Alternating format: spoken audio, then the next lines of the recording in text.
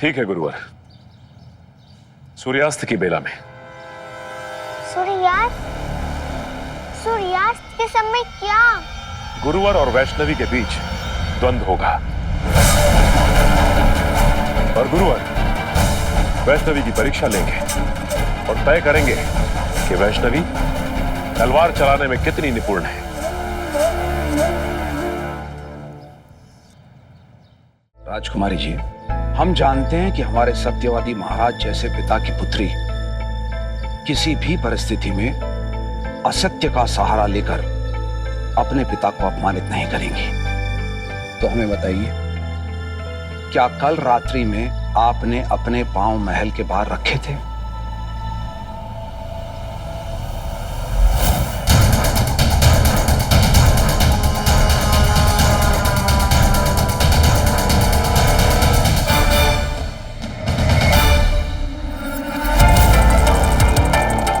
क्या वो कन्या जो महल के पार गई थी आप भी थी? जी जी, वो हम ही थे।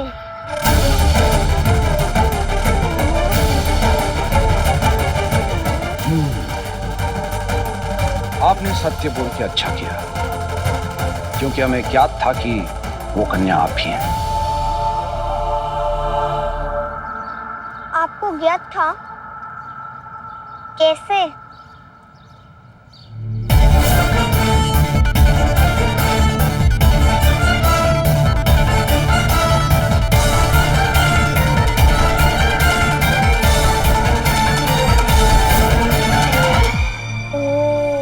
तुम्हें लगा कि हमें किसी ने देखा ही नहीं।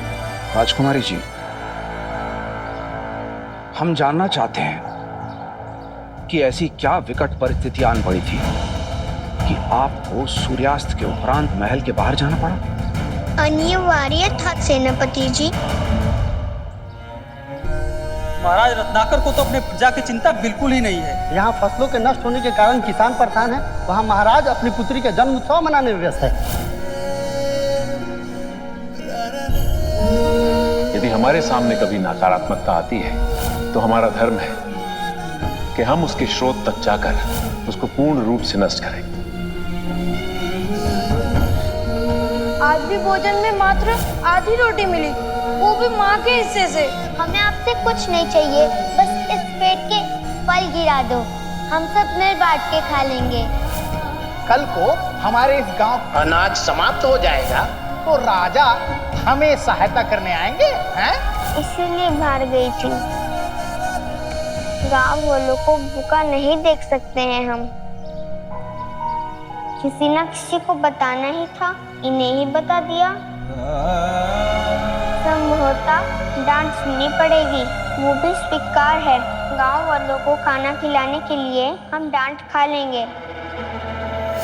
आप यदि हमें डांटना चाहते हैं तो डांट सकते हैं, परंतु वो भी ढेर सारे कार्य करने हैं। हमने उनसे कहा है कि सूर्यास्त तक उन्हें महाराज खाना भेजेंगे, तो वे खाने की प्रतीक्षा करेंगे। सेनापति जी, आप चले भंडार घर में जाकर सारे प्रबंध करते हैं। नहीं राजकुमारी जी, ये संभव नहीं है।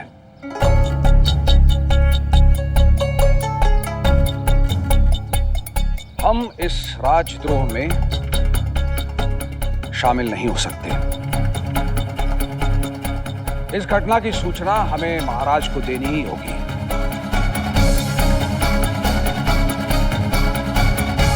सेनापति जी, कृपा कीजिए, पिताश्री को ये सब कुछ मत बताइए। हम नहीं चाहते कि उन्हें भान भी लगे उनकी प्रजा उनके बारे में ऐसा कुछ बोल रही है। उन्हें बहुत दुख होगा सुनकर। हम उन्हें दुखी नहीं देखना चाहते, अन्यथा हम बिना उनकी आज्ञा के बाहर क्यों जाते सेनापति जी?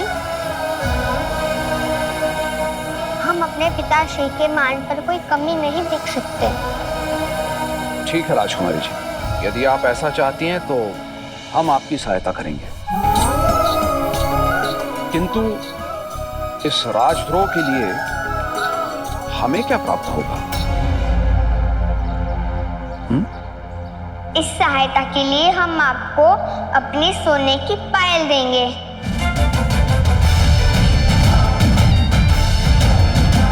अरे नहीं नहीं राजकुमारी जी,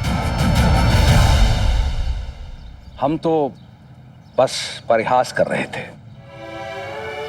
बताइए हमें क्या करना होगा? सर्वप्रथम श्रेष्ठ रसोइयों को सबसे स्वादिष्ट लड्डू बनाने का निर्देश दे दीजिए।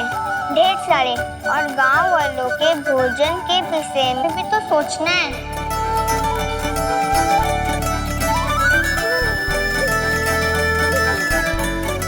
हमें लगता है कि ये उपयुक्त होगा। तो कोई दुविधा मन में आए तो हमसे पूछ लीजिएगा। राजकुमारी जी एक बात बताइए, यदि ये सभी कार्य हम करेंगे तो भला आप क्या करेंगी?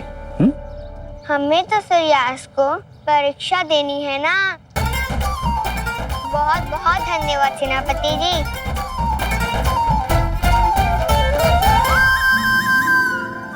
गांव वालों की भूख मिटाने के लिए अपनी सोने की पायल देने में भी संकोच नहीं किया। प्रभु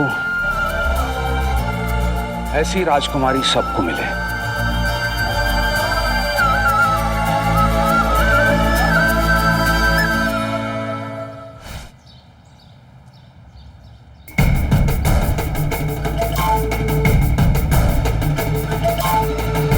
महाराज और शेष के आने में अभी विलंब है राजकुमारी।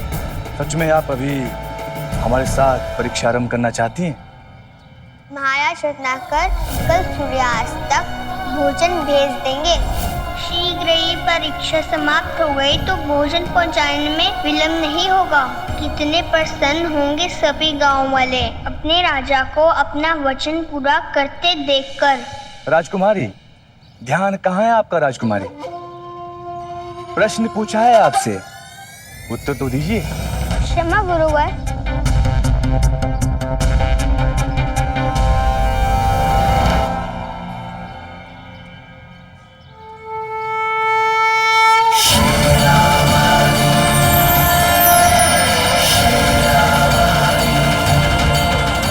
गुरुवर, हम द्वंद्व आरंभ करते हैं। ऐसी भी क्या जल्दी है वैष्णवी? हम भी तो आतुर है ना देखने के लिए कि हमारी राजकुमारी तलवार चलाने में कितनी निपुण है। परीक्षा में आपका प्रदर्शन कैसा रहेगा?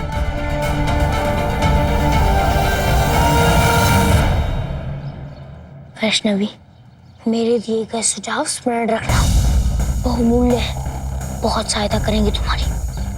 ठीक है? शांत चंद्र शांत। वैष्णवी को परीक्षा में ध्यान केंद्रित करने दो।